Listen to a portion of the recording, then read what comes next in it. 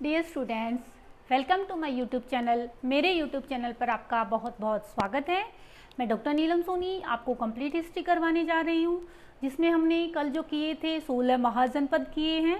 आज हम उन 16 महाजनपदों में ही एक जो महाजनपद है मगध, उसके साम्राज्य करने वाले हैं। चलिए करते हैं आज का चैप्टर। स्टूडेंट्स, आज का हमारा चैप्टर है मगध साम्राज्य।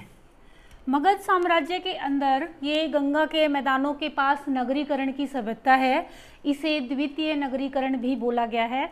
आप मुझे प्लीज़ कमेंट करके ये बताइए कि प्रथम या फर्स्ट नगरीकरण किसे बोला गया है। गंगा नदी के किनारे जो नगरीकरण है इसे द्वितीय नगरीकरण बोला गया है। पहला नगरीकरण किस नदी के किनारे होता है, ये आप मुझे कमेंट करके ज़रूर बताइए। तो मगध में जो साम्राज्य है, यहाँ पे सबसे पहला राजवंश जो है उसे वृद्धरथ वंश बोला गया है। इस वंश की स्थापना वृद्धरथ के द्वारा की गई है और इसका संस्थापक वृद्धरथ है, लेकिन सबसे ज़्यादा इम्पोर्टेंट राजा यहाँ का जरासंध रहता है, जिसका भीम के साथ युद्ध होता है और भीम इसे हरा देता है। जरासंध के बाद नेक्स्ट राजा आता है रिपुंजय। तो टोटल 3 राजा जो है वृद्धरथ वंश के रहते हैं। इसका ज़्यादा हिस्ट्री में ज़्यादा जानकारी इसकी नहीं है, इसको इतना ज़्यादा नहीं पढ़ा जाता। लेकिन नेक्स्ट जो राजवंश है हर्यक वंश, ये हिस्ट्री में बहुत ज़्यादा पढ़ा जाता है और इसमें से बहुत सारे क्वेश्चंस भी आते हैं। हर्यक वंश का जो पहला राजा है वो बिंबिसार है। बिंबिसार हर्यक वंश का पहला राजा है, जिसने अपनी राजधानी राजगिरे को बनाया है और इसने अपने साम्राज्य के विस्तार के लिए अलग अलग तरीके अपनाए। जैसे सबसे पहला तरीका इसने मित्रता का अपनाया। मित्रता के द्वारा अलग अलग देशों को अपने साम्राज्य में इसने मिलाया। दूसरा तरीका इसने विवाह का अपनाया। कौशल के राजा की पुत्री कौशल्या से इसका विवाह होता है। वैशाली के राजा की पुत्री चेलना के साथ भी इसका विवाह होता है। पंजाब की राजकुमारी क्षेमा के साथ इसका विवाह होता है। तो इस प्रकार कौशल, वैशाली और पंजाब तो इसके राज्य में वैसे ही शामिल हो गए थे। तीसरा इसने साम्राज्य विस्तार का नियम अपनाया, वो है विजय। इसने विजय या युद्ध के द्वारा भी अपने साम्राज्य का विस्तार किया था। अंग राज्य को, जिसकी राजधानी चंपा थी, जो कि हमने पिछले वीडियो में पढ़ा था, उस राज्य को, अंग राज्य को इसने अपने साम्राज्य में मिला लिया था युद्ध के द्वारा। तो इस प्रकार कहने का मतलब ये है कि बिंबिसार ने अपने साम्राज्य का बहुत ज़्यादा विस्तार किया है। इसके यहाँ पे एक वैद्य था बिंबिसार के पास, जिसका नाम जीवक था। उसे इसने अवंती भेजा था। अवंती के राजा प्रद्योत को बीमारी हो गई थी कोई, तो इसने अपने यहाँ से राजवैद्य भेजा था। नेक्स्ट आता है अजातशत्रु। बिंबिसार के पश्चात अजातशत्रु, जिसका टाइम पीरियड 493 से लेकर 462 तक आता है। अजातशत्रु ने अपने पिता की हत्या की थी। बौद्ध ग्रंथों में इसे पितृहंता भी बोला गया है, जबकि जैन ग्रंथों में इसे पितृहंता नहीं बताया गया है। अजातशत्रु का जो ज़्यादातर टाइम है वो युद्धों में ही बीत गया। इसके कौशल के राजा के साथ भी युद्ध होते हैं, वैशाली के साथ भी इसने युद्ध किया था। इवन वैशाली के साथ जो युद्ध है वो तो 16 सालों तक चला था। इस युद्ध में इसने रथमुसल और शीलाकंटक, जो कि बड़े बड़े साइज़ के हथियार या औजार हैं जिससे लड़ाई लड़ रहे हैं, ये 2 हथियार इसने यूज़ किए थे, रथमुसल और शीलाकंटक। इसके टाइम की सबसे इम्पोर्टेंट बात यह है कि प्रथम बौद्ध संगीति अजातशत्रु के टाइम होती है। जब हम धार्मिक आंदोलन पढ़ेंगे, बौद्ध धर्म पढ़ेंगे, उसमें 4 संगीतियाँ पढ़ेंगे। उन 4 संगीतियों में जो फर्स्ट संगीति होती है वो अजातशत्रु के टाइम होती है। इसके पश्चात नेक्स्ट आता है उदयन।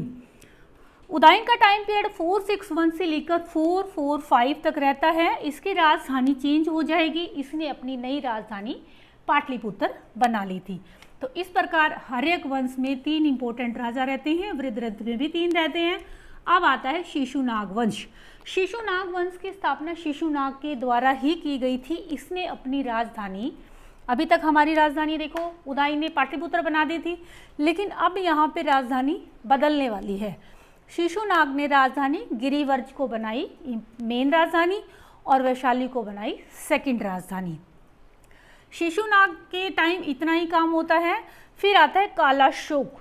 कालाशोक के टाइम एक खास बात यह है कि यहाँ पे द्वितीय बौद्ध संगीति का आयोजन होता है। देखो, फर्स्ट बौद्ध संगीति अजातशत्रु के टाइम और द्वितीय बौद्ध संगीति काल अशोक के टाइम होती है, प्लस इसने अवंती साम्राज्य को या अवंती के राज्य को अपने साम्राज्य में मिला लिया था। इसके पश्चात एक राजा और आते हैं नंदीवर्धन, उसका ज़्यादा जिक्र हिस्ट्री में नहीं किया जाता है।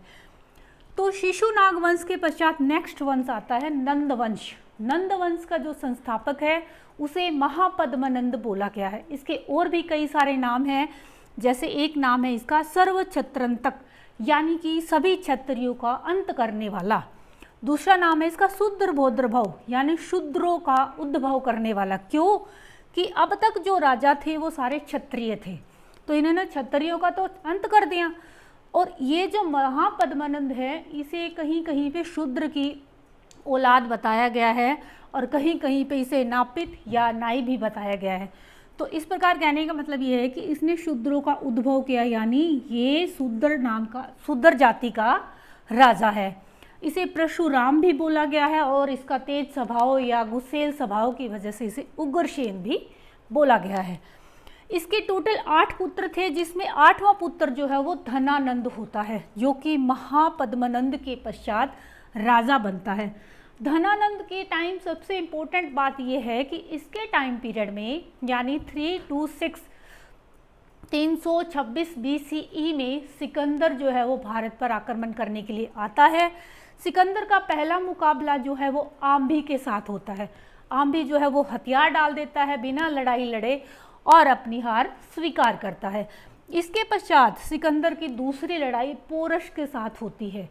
पोरस के साथ झेलम नदी के किनारे सिकंदर और पोरस की लड़ाई होती है, जो कि 19 महीने तक चलती है। इस युद्ध को हाइडेस्पीज युद्ध भी बोला गया है। इस युद्ध में पोरस हार जाता है और सिकंदर उसे कहता है कि बता आप तेरे साथ क्या सुलूक किया जाए। तो ये कहता है कि जो एक जीता हुआ राजा हारे हुए राजा के साथ सुलूक करता है वही आप मेरे साथ कर सकते हैं। तो इस प्रकार हिस्ट्री में पोरस को एक बहादुर राजा बताया गया है और आम्भी को एक कमज़ोर या डरपोक राजा बताया गया है। तो स्टूडेंट्स आज के लिए इतना ही। हमने 4 राजवंश आज किए हैं, वृद्रथ, हर्यक, शिशुनाग और नंदवंश। नेक्स्ट वीडियो में हम करेंगे मौर्य वंश। तो आज के लिए इतना ही। मेरा वीडियो कैसा लगा प्लीज़ कमेंट करके ज़रूर बताइए। Have a nice day students.